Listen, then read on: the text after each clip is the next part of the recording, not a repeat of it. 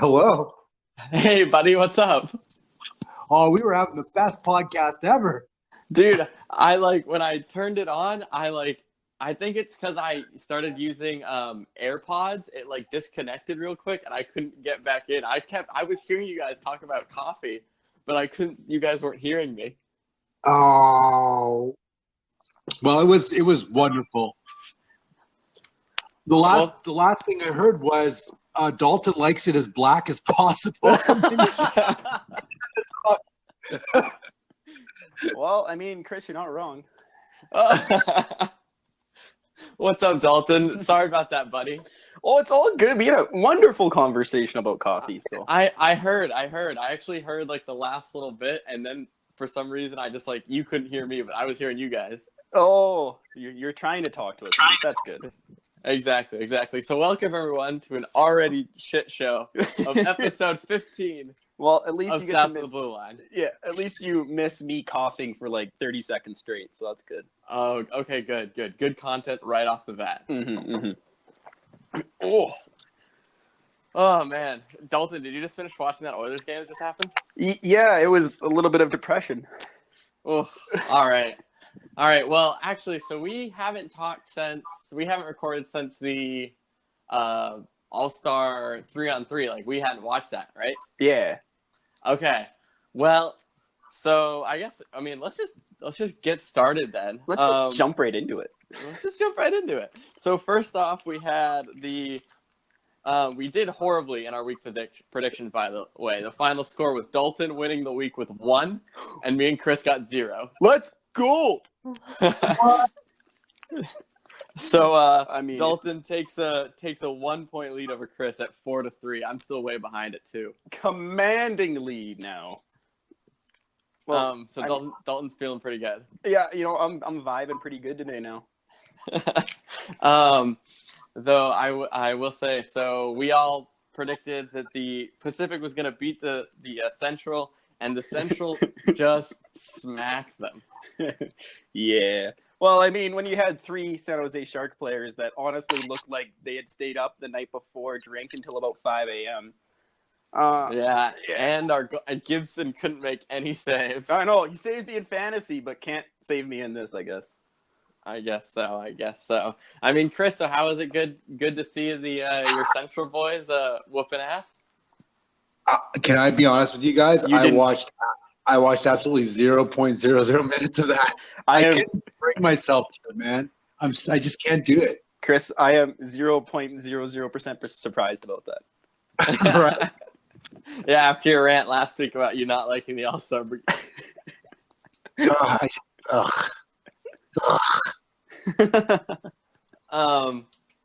So then a week. The Metro beats the Central. No. They played the Atlantic. Yeah, they beat the Atlantic in the first round. I actually don't remember anything about that. Man, we're doing great. Yeah, it was a boring game. Yeah, and then the Metro won, correct? No, the Central won. Central beat the Metro. That sounds about right, but I had my mind was just not even on the game anymore at that point. I'm kidding. This was the game Crosby and Letang went off with Barzal. Oh, that's right. The Metro won. Yeah. Crosby named MVP. Yo, him and Barzal look so sick together. Yeah. That is a pairing. Watch the Islanders do something dumb and trade Barzal for Evgeny Malkin. Honestly, I was kind of teasing that idea across with my dad while we were watching the game because I'm like, isn't this almost a win-win for both sides?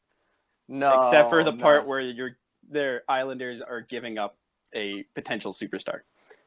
Barzal's so young and already so good. Malkin's starting to tail off. Yeah, that's if the Penguins were gonna do this kind of deal, this would be the year to do it, right? Yeah, because one more year and you're Malkin's too old. I think is when the idea starts hitting people. Yeah, but right now the Islanders are in a playoff spot. They're hey, maybe Malkin over Barzal pushes us over the edge to a cup. Mm-hmm. But I don't know. That seems like the kind of trade that's reserved for NHL 19, and that's about it.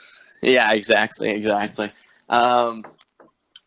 So then, do we have Anything else do we want to talk about in the All-Star game? Shout out to CCM for paying Coin Schofield. Yeah. Or no, Decker. Yeah. So yeah, good on that. And then Schofield did the in-game commentary for the Penguins Lightning game this last week, and it was pretty good. Mm-hmm. So big step for women's hockey. You're such a misogynist.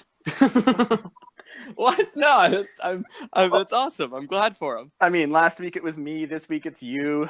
Oh, and Chris disconnects. There's a shot. That's what he gets. Yeah, no kidding. He's the real one. Real misogynist. Dissing me like that. Yeah. So I mean, games from last week. They lose to the Flyers.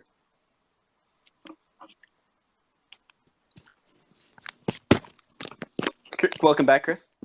Hi, how's it going?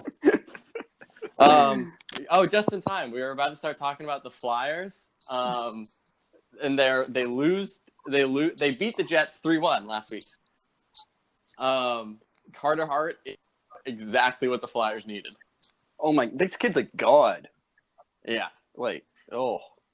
He's incredible. Chris, what are your thoughts on that game? Well, it was, it was goaltending. He made the saves when he had to. The Jets didn't play great throughout the entire game, but I have to give a lot of credit to Philadelphia. They were actually playing really well. I'm sure you would have seen that a lot in this afternoon's game as well. I mean, they've won won 6 in a row before today, so we'll get there. I believe, wasn't Brossoit was in net for this one? Correct. Yeah, because then the next night they had the Bruins on a back-to-back where they played Hellebuck. Well, we were also in a back-to-back, so yeah. Yeah, right. That's why Hellebuck started the next night. Right. And I mean, I thought Hellebuck played decent. Like, he finished with above 900 save percentage. I was pretty happy with him in my hockey pool. I mean, so this year, like, he's been fine. A lot of people have been critical of him, but I think mainly it's because he was so good last year and they wanted him to be so good this year. And I think this year he's been average or slightly above average in terms of, like, goaltenders in the NHL. So I think he's been fine. He just hasn't been lights out Vezina finalist like last year. And I feel like he also this season has kind of been riding on the strength of his offense, really. Well, yeah, I mean, he's not making those one or two really timely, like, unexpected saves that he was doing consistently last year. Yeah. Those are the ones that we're missing from him right now. And you kind of saw that in the next game on the week where they beat the Jackets 4-3. He necessarily didn't play well, but he still played well enough for them to win the game in another one-goal game. Yeah, luckily Bobrovsky actually played pretty average as well. So, and John Tortorella's head did not explode. I thought it might, but it did not. Yeah, that's actually a good point. I mean, we'll probably touch more on it on, like, the trade deadline and stuff like that, but Bobrovsky has not looked good this season. Like, just in general. He's looked, just like you said, Chris, okay. Yeah, he's off the force. Yeah. So we'll get to more trade deadline stuff. And Dalton. Then, Dalton, are you just laughing at your own joke? I almost always do, man. Yes, he finds his jokes hilarious. He's very entertaining. Yeah. Yeah, I'm doing all my university online this year, so I got to entertain myself most days. And, wow. Homeschool, that explains a lot. Hey. Don't put that evil on me, man.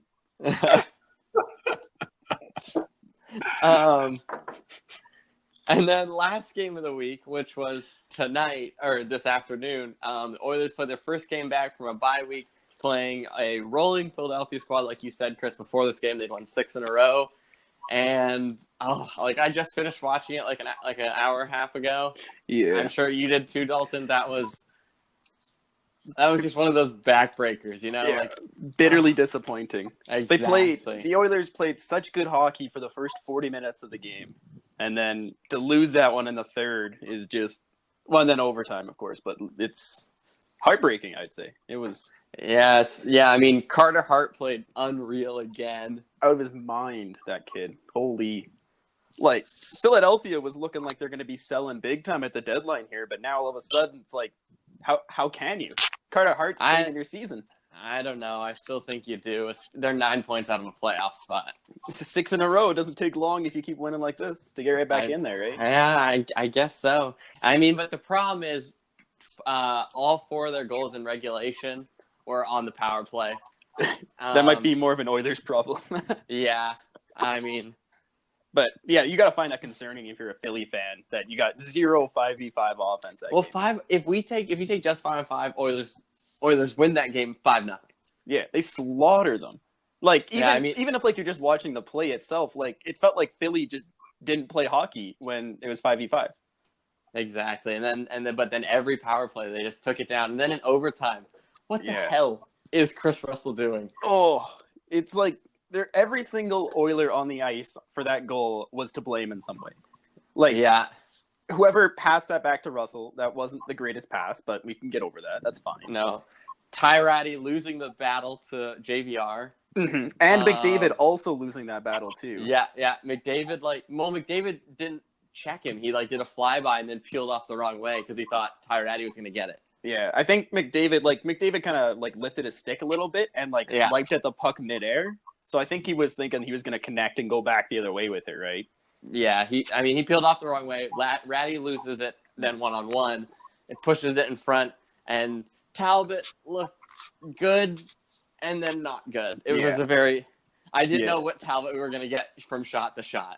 Yeah, it was, especially he puts his stick out, right, to try and kind of poke it away. He realizes that he gets caught. He drops his stick, and then he's so deep in his net for an Nolan Patrick shot that honestly, he has the entire net pretty much to shoot at. Yeah, and then Noel Patrick went also bar down. So. Yeah, I mean, of course. Why not?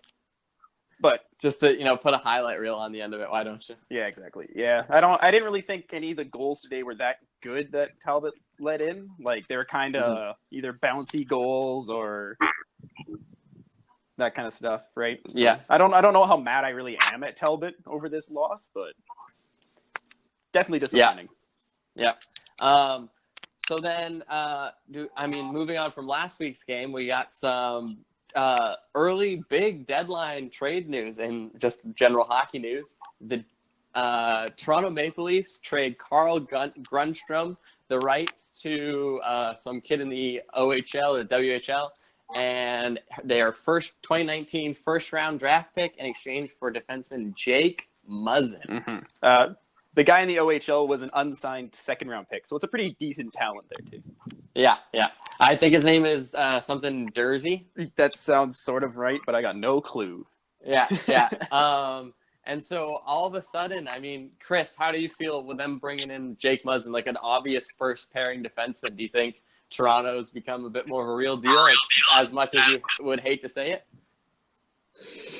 Yeah, it bothers me. I hate. Long story short, yeah, absolutely. I think that the Leafs are a legitimate Stanley Cup contender now. I think they're going to run into even more problems. They're already talking about Marner getting offer sheeted, and they're going to end up losing Gardiner. And I think that all goes back to them signing Jonathan Tavares. I still think is an idiotic play that they made, and it's going to hurt them one way or the other. But for the immediate future, getting Jake Muzzin has really, really given them a shot at being legitimate in the playoffs, at least going a couple rounds. Yeah, I really think them signing John Tavares really moved up their cup window. Like, they have the next couple of years now kind of thing, right? Because they're going to be cap hell so fast. Well, I agree. Listen, I think they're definitely going to lose some players, especially with Matthews and Marner coming up. But I also think they're going to lose Jake Gardiner, which is going to open up a spot. And Jake Muzzin, especially in the immediate term, Jake Muzzin is making under $5 million for this year and next year. Yeah. He's on a great contract. So this is definitely the kind of guy that the Leafs should have been targeting, right? He's a great defender on a little bit of a less contract kind of thing. Yeah. On a team that you can give up the future a little bit in order to get him, right? Right. And then I think that was a big thing I was seeing like online and stuff like that. Is a lot of people were really happy that they didn't lose anything current. Like they didn't lose Nylander, they didn't lose like Kasperi Kapanen or something like that. Yeah, the Leafs really need to go like almost all in this season right now. Yeah, and so do you guys all collectively feel like they've definitely boosted their chances now for this season at least? I mean, it's hard to see Muzzin hurting them, that's for sure. What do you think, Chris? Yeah. Oh, 100%. I still think Jonathan Tavares is just, there's no point in him at all. But I'm not going to beat a dead horse more than I already have. Yeah. And so then how do you guys feel about the return for the LA guy? I mean, obviously Jake Muzzin, they're last in the league and they know it. I mean, it's a pretty solid return. Like, honestly, this is like such a win-win trade for both teams. Like, I didn't really know if you're going to get any more than that for Jake Muzzin, but like a first, a former second-round pick, and who else did they get? Like, they got the first pick this year. Mhm. They got Carl Grundstrom, which is I don't know if he's a first round pick. I think he's another second round pick, but he's been like he won the Calder Cup last year with the Marlies and stuff like that. So he's been like he's ready sort of thing. He's from what I've heard, he crushes guys. He's like a huge hitter. He just absolutely levels people. So almost a Jake Muzzin. Well, no, he's a forward though. Oh, even better. Yeah. And then the rights to the prospect is a second round offensive defenseman. Right. Yeah. So honestly, like, yeah, pretty good return for LA. So then even if Toronto wins the cup, you're still getting a high 20s, 30th round like overall pick. Yeah, exactly. Which is no slouch of a player. No, like there's often quite a bit of playmakers down there. Like DeBrincat was around there. Well, just think, Jordan Eberle was 22nd overall. 22nd, exactly. I mean, yeah. so Yamamoto, 23rd. Yeah. So yeah, there's a lot of talent that late in the draft, right? So yeah. So I mean, yeah, it was one of those trades where I kind of just looked at it and was like, "Damn, I wish we could be benefactors of even trades." The trade was 1-for-1. Oh God, dude! I don't know if you saw, but someone got him to sign that. Yeah, the Taylor Hall to sign it. Someone printed out the Taylor Hall is 1-for-1 tweet, and they got Taylor Hall to sign it. Which is just brutal. It's so good. Okay, so then another trade happened. Actually, two trades, both involving the Pittsburgh Penguins. First, the Pittsburgh Penguins do a minor deal, trading Jamie Alexiak back to the Dallas Stars, which is where he was drafted, in exchange for the draft pick they gave to get him in the first place. Yeah, a little bit of trades backsies. Yeah. So, I mean, what does that kind of say to you guys about the Penguins? Because when I first saw this, obviously they did more in the week, but when I first saw this, I was really confused by them just kind of dropping a defenseman who I thought was becoming like a good second, third pairing for them. Yeah, it seems like kind of a weird trade to do in general. Like, you're giving up on, at worst, he's depth, right? Like, he's depth for a potential playoff run, and at best, he's a roster player for you. So it seems kind of weird to give that up for a pick when you're in the Pittsburgh Penguins situation. So, yeah. Chris, what do you think? Sorry, I was bumped out for a bit there. We're talking about the Alexiak for the, I don't know, I think it was the 4th round pick or something like that. Yeah, the Dallas trade that he was originally traded for. Yeah, I don't get that. There's got to be like a gentleman's handshake or something like that. Yeah.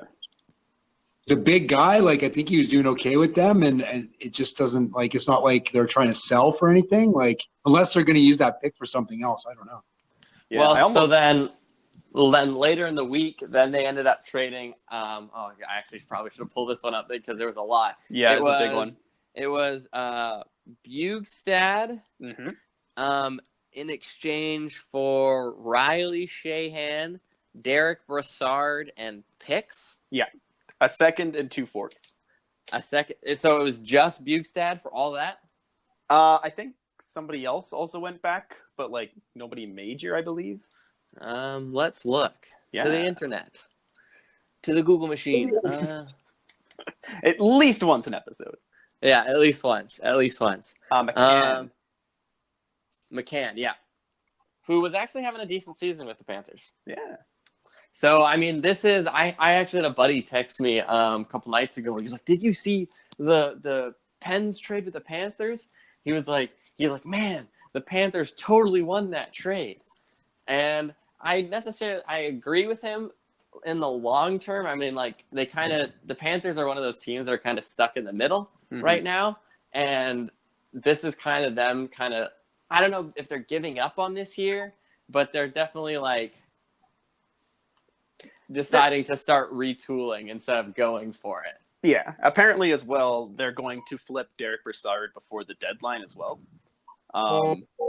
And like their GM was also saying that he's really going to try and make a push for the big game and the free agency here, like the Peraninen and Bobrovsky class. Wait, the who? What was the P name? Peraninen. Peraninen? Yep, that's his name. Absolutely 100%. Artemi Panarin? No, his name is Peraninen. Oh my god. Yo, first time I read it, I mispronounced it as that, and then someone tried to call me out on it, so I've stick to my guns now, man. It's Peraninen. All right. You know what? I'll give you one for that. Okay, but that doesn't really help. That doesn't help them this year. No. When the Panthers, I wouldn't say they're very far out. So then, in respects to the Panthers, I mean, do you guys think they're making the playoffs now? I mean, they are 11 points out right now. Oof, yeah. So I'm gonna go with no. No chance. So then on the flip side, the Penguins get back Bugstad and McCann. Bugstad, obviously, the Penguins like to do this thing for like every time they think they're going to make a playoff run because they have Crosby and Malkin. And they always try and pick up like a really like good, underrated third line center to be like their three centers, and they can just roll three lines, and that's kind of how they won the last couple of years. Like at first it was who'd they pick up for that third line that first year they won? Oh, it was Benino last year, wasn't it? No, that was the guy. It was Benino, and then they pick up. Then they picked up Brassard again because didn't he win it with them their second year? I feel like I don't remember what trade Brassard went to them for. It was too long ago. But so then Brassard obviously hasn't been working out recently, so they trade it for Bugstad again so they can have those three centers, and then McCann is just another depth forward that'll probably score 20 goals with Sidney Crosby. Well, like you do. Yeah.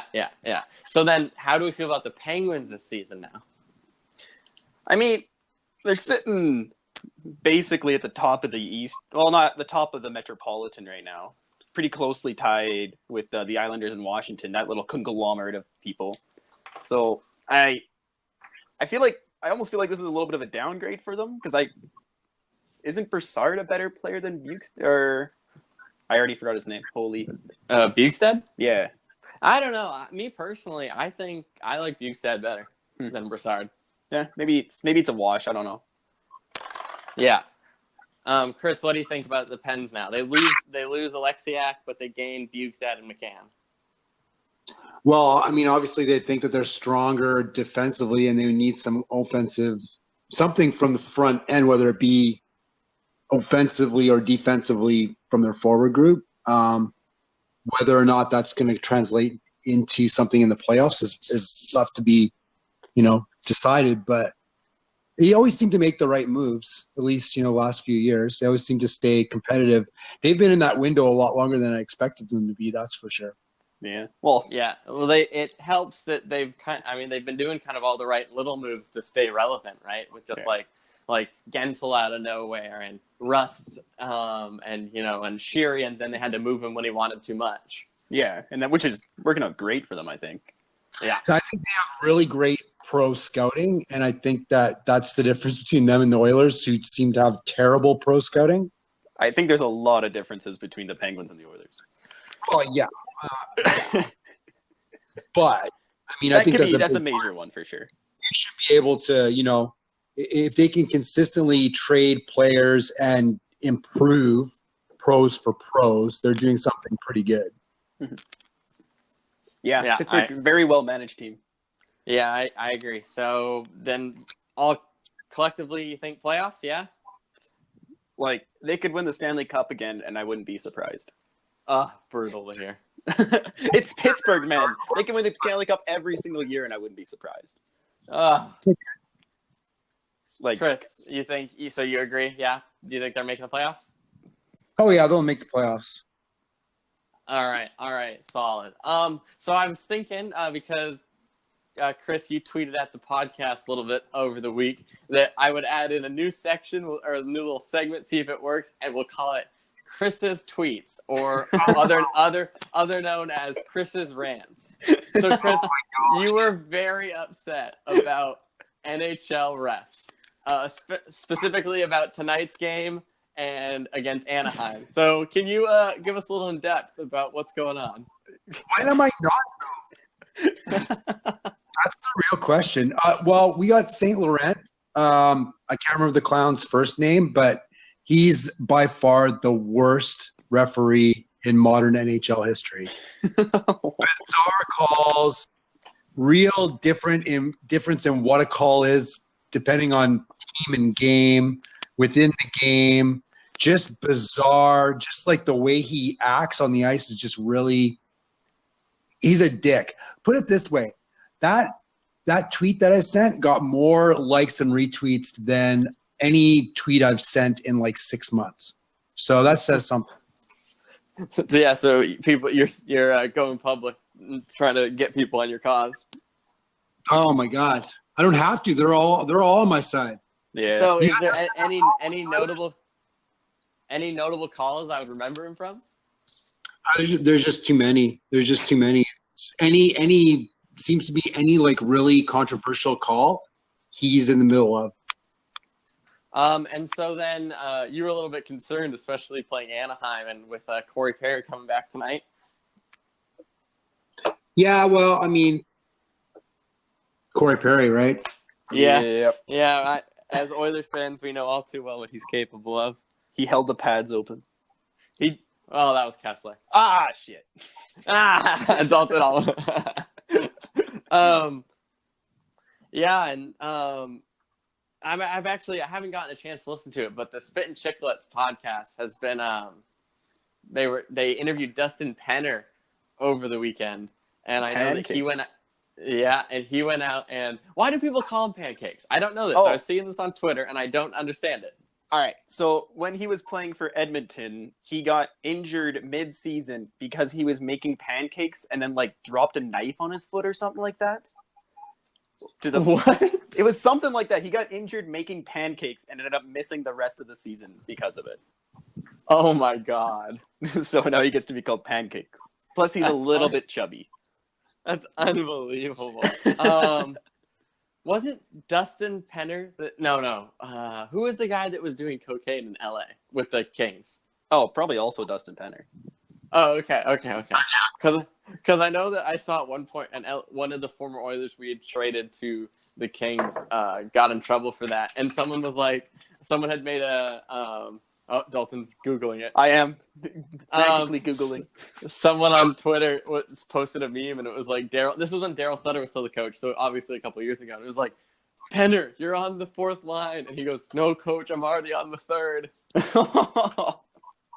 And it was pretty brutal. But I saw on Twitter, I don't know what he said. I haven't got to the part where they've interviewed him on Spit and Chicklets yet. But I'm getting to the part where he talks about Edmonton and.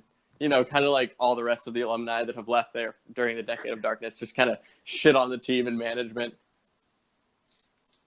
So now, producers, please cut this whole segment out because it's opening us up to liability. Well, all right. I found the Dustin Penner thing. Okay. What do you got? It's called an upper body injury where he suffered back spasms while eating pancakes at home Saturday morning. Well, he was playing for the LA Kings at the time in 2011. Okay. Like, apparently, like, he leaned over to start eating some pancakes and then couldn't get back up anymore. Oh, so this is an LA Kings thing? Yeah, he was at the Kings at that point. Oh, wow.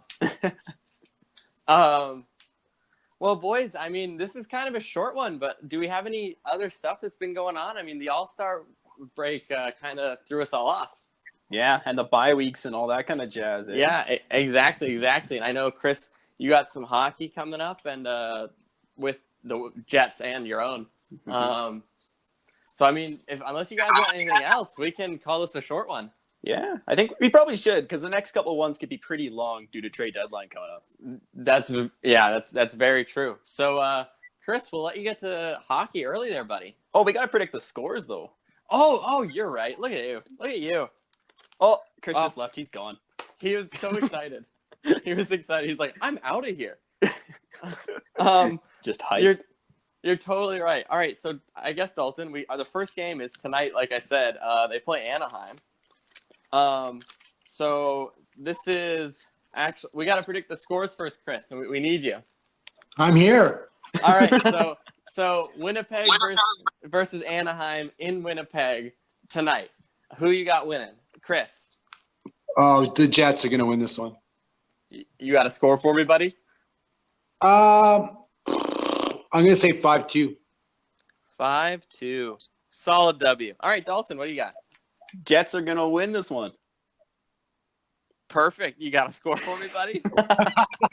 It's going to be a solid 4-1 victory for the Jets. 4-1 win. Okay, so I mean, I feel like the Jets are going to win, but also I need to win this prediction.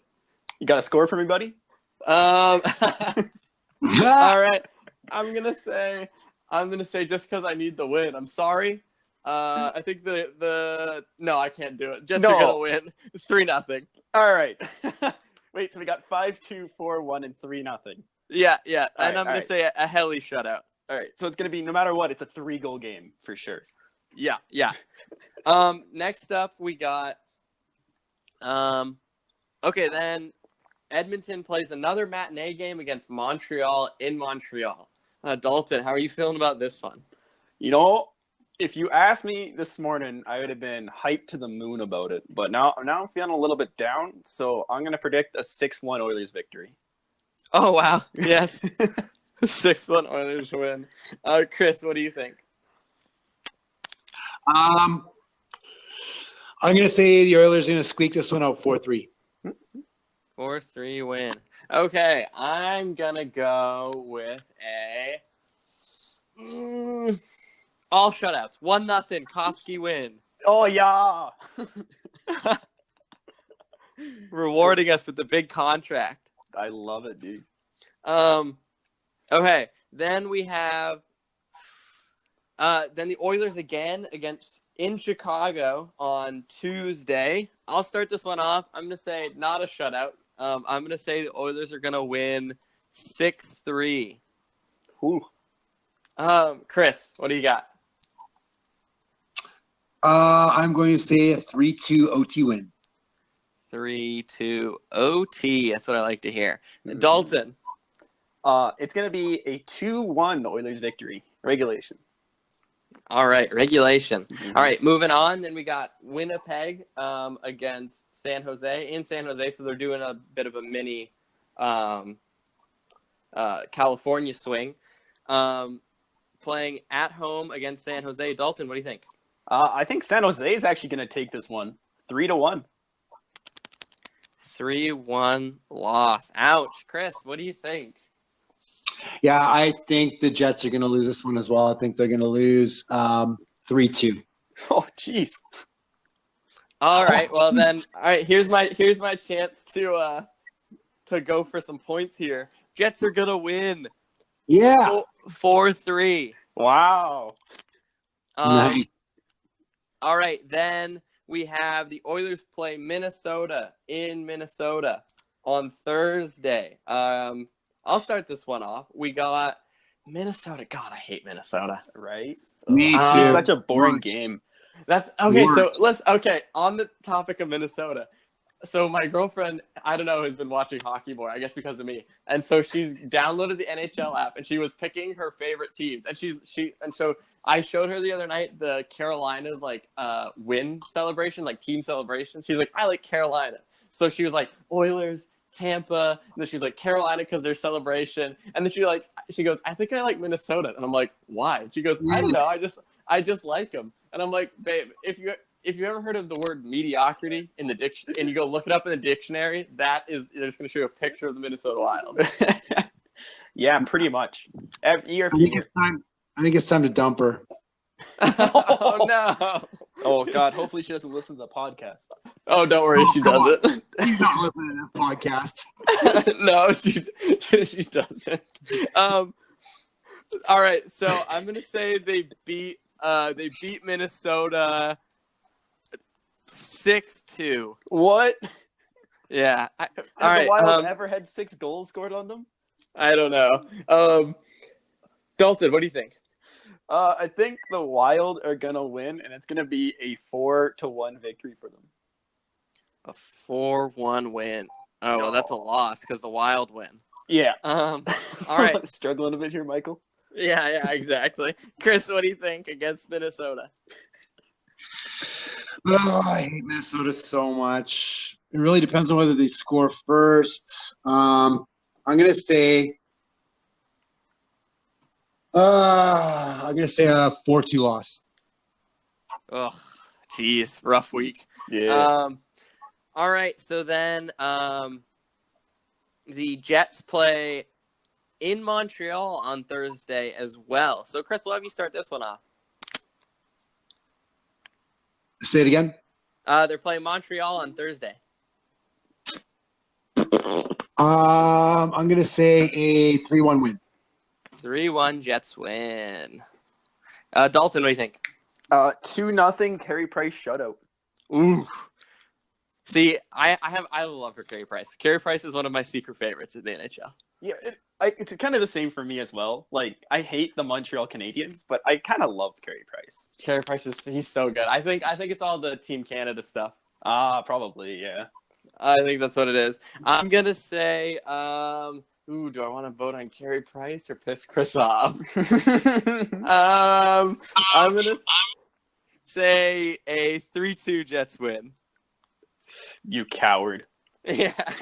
Well, And then there's one important piece of information here. None of us actually control whether the Jets win or lose. So you can say whatever you want. no, our predictions matter. It's a Yeah. tally in the universe. Mm-hmm. They always go the opposite way that we predict. Good luck. And then last game of the week, I'm counting it this week because we'll probably record after the Saturday matinee game the Jets had, but they play then on Saturday against Ottawa in Ottawa. So, Dalton, what do you think about this one? I think the Jets are going to stomp Ottawa to the curb and then, piss on them probably afterwards. I don't know. It's going to be pretty disgusting, dude. It's going to be a 6-1 victory. Oh, I like the imagery there, buddy. Well, I took a creative writing class recently, so. Oh, my. What the hell happened to this podcast? That's what I want to know. The coffee was really strong today. Oh, must yeah. have been. Coffee. Sweet Jesus. Right. You liked it black. Don't forget that. I'm gonna say that the Jets beat Ottawa a score of, I'm gonna say 5-3. Oh dear. Chris, bring us home, buddy. We do not want to post this one. I'm gonna say the Jets are gonna win 6-1. I don't know, man. I think this is the best one we've ever recorded. You're saying a 6-1 win. Yes. Hey, you copied me, you dick. Wow. That's Oh, mean. yeah. Well, I mean, he said that they won. Oh, wait, you said All they right. won, too. Yeah. Rock, paper, scissors, Chris. You ready? I didn't say, hey, look, I didn't say they were going to urinate on them or anything. Oh, so that's that's where true. you got me beaten. Okay. Yeah, So that's true, if they urinate on them, then Dalton gets And a Dalton point. gets an extra point. All right. And really, Okay. we all win. Lenny's going to pull out his dick at center ice and just take a piss all over the Senators logo. Oh God! Oh God! Oh God! Watch that. I'm just gonna have to cut out this entire last section. Oh, my gosh. All Believe right, it. boy.